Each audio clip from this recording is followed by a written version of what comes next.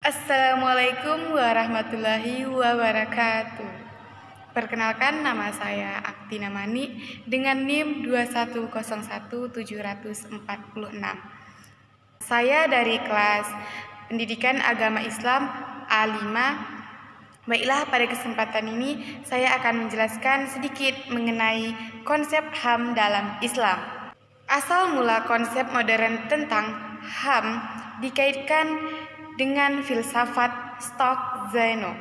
Pendiri paham filsafat ini mengajukan teori hukum alam di mana manusia sebagai makhluk hidup dikatakan memiliki beberapa hak universal di mana saja dan pada kondisi apa saja ia berada. Bangsa Romawi di bawah pengaruh filsafat ini juga memulai memberi tekanan pada HAM. Dengan munculnya Kristen Roma, maka hak-hak ini diterjemahkan dalam konteks agama dan sumbernya dari Allah Subhanahu wa taala. Setelah abad ke-8 Eropa, konsep HAM disebut dari Inggris ketika Piagam Magna Carta dikeluarkan pada tahun 1215 Masehi. Asal mula Magna Carta adalah sebuah perjanjian antara raja dan baron untuk mengadakan perlindungan terhadap hak-hak istimewa pada Rabon. Hak ini sebenarnya tidak ada hubungannya dengan hak-hak manusia yang sesungguhnya. Hanya saja, setelah waktu lama, Magna Carta akhirnya ditafsirkan ke dalam konteks HAM. Konsep hak-hak manusia yang alami muncul pada abad ke-17 sebagai suatu kekuatan pertahanan dari kekuasaan absolut. Hasil pergerakan yang dipengaruhi oleh Rousseau dan lainnya. Ini merupakan penggabungan dari berbagai hak manusia yang tercandanakan pada beberapa konstitusi berbagai negara dan akhirnya terwujud dalam Universal Declaration of Human Rights atau UDHR oleh PBB pada 10 Januari.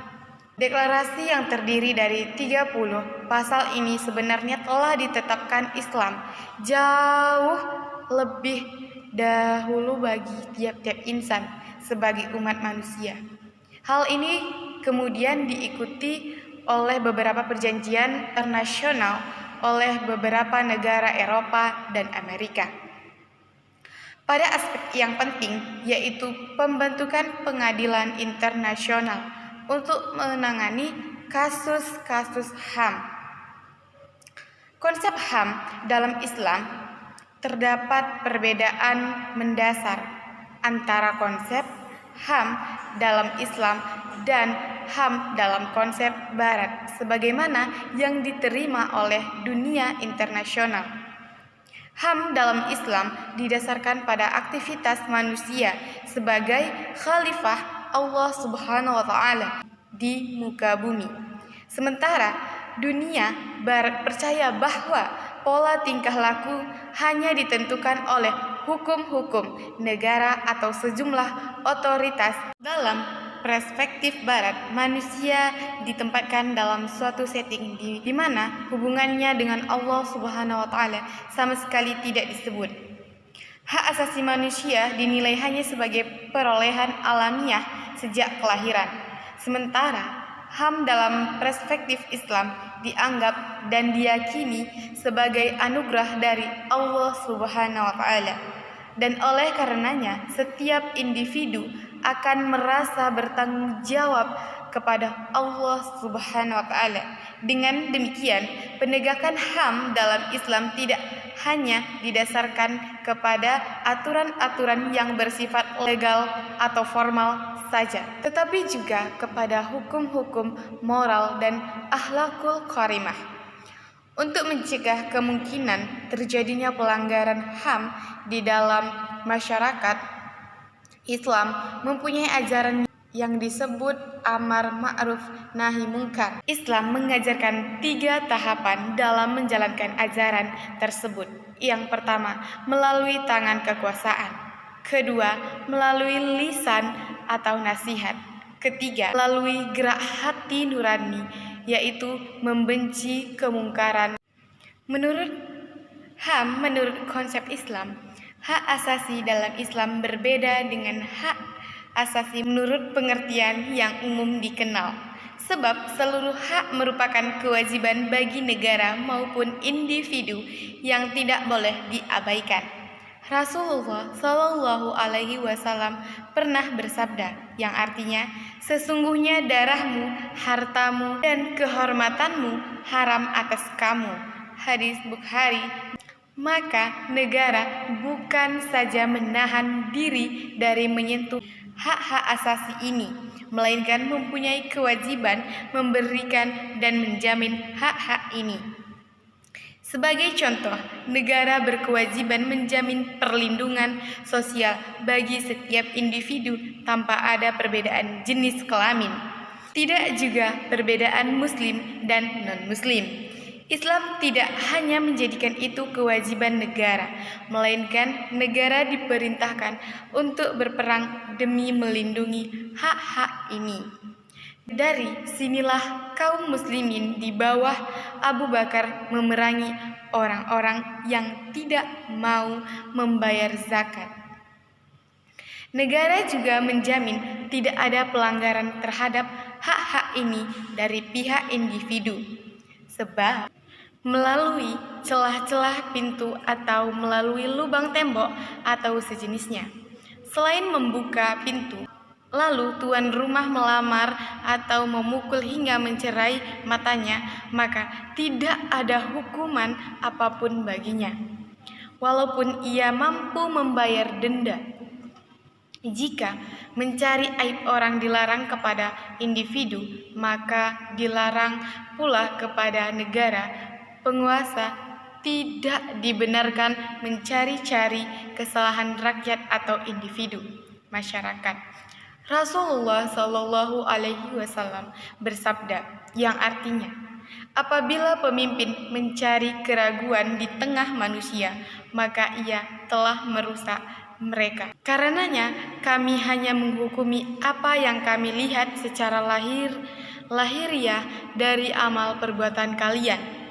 Muhammad Ad-Darimi dalam At-Tasyasus wa Ahkamuhu fi Syariah Islamiyah mengungkapkan bahwa para ulama berpendapat bahwa tindakan penguasa mencari-cari kesalahan untuk mengungkapkan kasus kejahatan dan kemungkaran menggugurkan upayanya dalam mengungkapkan kemungkaran itu. Para ulama menetapkan bahwa pengungkapan kemungkaran bukan hasil dari upaya mencari-cari kesalahan yang dilarang agama. Perbuatan mencari-cari kesalahan sudah dilakukan manakala mustasib telah berupaya menyelidiki gejala-gejala kemungkaran pada diri seseorang, atau dia telah berupaya mencari-cari bukti yang mengarah kepada adanya perbuatan kemungkaran pada. Para ulama menyatakan bahwa setiap kemungkaran yang belum tampak bukti-buktinya secara nyata, maka kemungkaran itu dianggap kemungkaran tertutup yang tidak kemungkarannya bagi pihak lain untuk mengungkapkannya. Jika tidak, maka upaya pengungkapan itu termasuk tasyasus yang dilarang agama. 3. Naas Al-Quran dan Sunnah tentang HAM. Meskipun dalam Islam, hak-hak asasi manusia tidak secara khusus memiliki piagam, akan tetapi Al-Quran dan As-Sunnah memusatkan perhatian pada hak-hak yang diabaikan pada bangsa lain. Nas-nas ini sangat banyak, antara lain 1. Dalam Al-Quran terdapat sekitar 40 ayat yang berbicara mengenai paksaan dan kebencian. lebih dari 10 ayat berbicara larangan, memaksa untuk menjamin kebebasan berpikir, berkeyakinan, dan mengutarakan aspirasi. Misalnya, kebenaran itu datangnya dari Rabbmu. Barang siapa yang ingin beriman, hendaklah ia beriman. Dan barang siapa yang kafir, biarlah ia kafir. Quran ayat 18 dan 29. Yang kedua, Al-Quran telah mengetakan sikap menentang kezaliman dan orang-orang yang berbuat zalim dalam sekitar 310 ayat dan memerintahkan berbuat adil dalam 54 ayat yang diungkapkan dengan kata-kata ad-qis dan qisas.